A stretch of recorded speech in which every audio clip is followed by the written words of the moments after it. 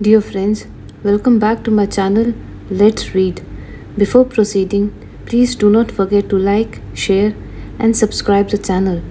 From the timeless collection of Saadat Hasan Manto, let's read Thanda Gosht. Let's begin with the story. Soon as Eshwar Singh entered the room, Kalwant Kaur got up from the bed, stared at him with her sharp eyes, and locked the door.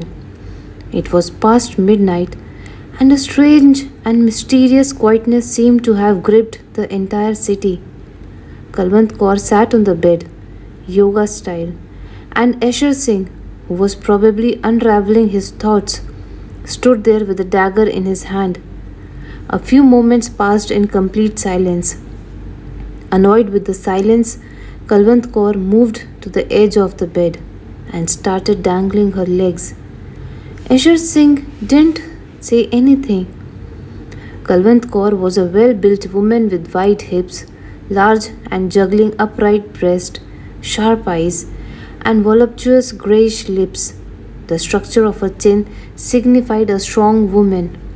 His tight headgear loosened. Eshwar Singh stood quietly in the corner. His hand had held the dagger was trembling. From his build, one could tell that he was a perfect man for a woman like Kalwant Kaur. Kalwant Kaur finally broke the silence, but the only words she could utter were, "Eshwar, darling." Eshwar Singh looked at Kalwant Kaur, but unable to bear the heat of her piercing words, looked the other way. "Eshwar, darling." Kalwant Kaur shrieked, but immediately controlled her tone. "Where were you all these days?" "I don't know."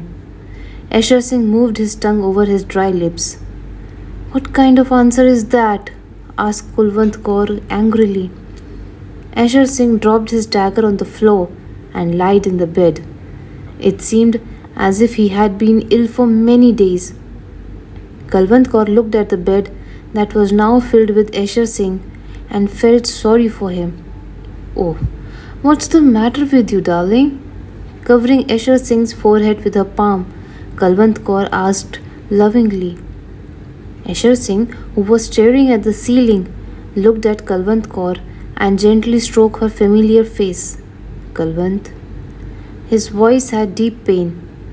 Kalwant Kaur hugged him hard and, biting on his lips, said, "Yes, darling." Eshwar Singh took his headgear off, looked at Kalwant Kaur as if he were looking for support, spanked her white hip, shook his head, and mumbled to himself, "This girl is crazy." His long hair fell open when he shook his head. Kalwant Kaur ran her fingers through his hair and asked affectionately, "Eshwar, darling, where were you all these days?" "Grandma's house," said Eshwar Singh, squeezing her breast. "I swear to Vaheguru, you are a real woman." Charmingly hitting his hand to move it away, Kalwant Kaur said, "You swear on me, and tell me where you were. You went to town?" "No, no," said Eshwar Singh, folding his hair and making a knot. "You went to town, looted a lot of money, and now you are not telling me?" Kalwant Kaur was very annoyed with him. "I'm not the son of my father. If I tell you, I lie." Kalwant Kaur was quiet for a minute. Then she suddenly started yelling, "But I don't understand what happened to you that night. You were fine lying with me and had me wear all that jewelry you had looted the other day. You were kissing me all over. Then I don't know what came over you that you suddenly got up, got dressed, and left." Eshwar Singh turned pale. Kalwant Kaur immediately noticed it. "See, Eshwar, darling, I swear to Vaheguru, I smell a rat." "I swear, there is nothing wrong." There was no life in Eshwar Singh's voice. Kalwant Kaur was now even more suspicious. Holding her lips tight and emphasizing each word, she said, "What's the matter with you, Eshwar, darling? You are not the same person you were 8 days ago." Eshwar Singh got up quickly as if someone had assaulted him. He held Kalwant Kaur in his strong arms and ran his hands all over her body. "Darling, it's the same old me. I'm gonna hug you so hard That heat will be coming out of your bones. Kalwant Kaur did not resist but kept complaining. What happened to you that night? Grandma's fever? You're not gonna tell me. Oh, there's nothing to tell. Burn me with your hands if you lie. Eshwar Singh put his arms around her neck and pressed his lips hard against her. His moustache hair got into her nostrils. She sneezed, and both started laughing. Eshwar Singh took his jacket off, looked at Kalwant Kaur amorously and said, Let's play cards. Kalwant Kaur's lips moistened. She rolled her eyes charmingly and said, Get lost. Eshwar Singh pinched her buttock. She moved away painfully. Don't do that, Usher darling. It hurts. Eshwar Singh sucked on her lips and bit on it. Kalwant Kaur melted like hot wax. He threw his shirt off. So let's deal the cards. Kalwant Kaur's lips quivered. Eshwar Singh peeled her clothes off as the skin of a goat. He stared at her body, pinched her arm and said, I swear to Vaheguru, you are a woman. Kalwant Kaur glanced at the red mark on her arm, left by his pinch. You are such a cruel, Eshwar darling. Eshwar Singh smiled underneath his thick black moustache. Let the cruelty begin. He began his cruelty by kissing her lips and biting on her earlobes. Like a skilled wrestler, he used all the tricks in the book, but none worked. Kalwant Kaur, who was brimming with sexual intensity, was getting irritated with his unnecessary moves. Eshwar darling, that's enough. Now just throw the trump card, she moaned, as if Eshwar Singh's entire deck of cards fell hearing that. He loosened his grip and fell next to Kalwant Kaur panting. His forehead was sweating bullets. Kalwant Kaur tried very hard to get it up for him, but to no avail.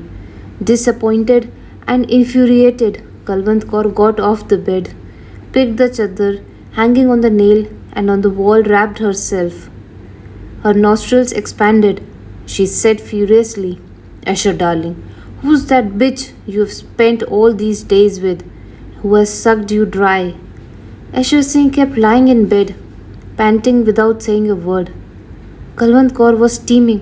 I ask you, who's that whore? No one. Kalwant, no one. Eshwar Singh sounded very tired. Kalwant Kaur put her hands on her wide hips and said with utter determination, Eshwar darling, I must know the truth. I swear to Vaheguru, is there another woman?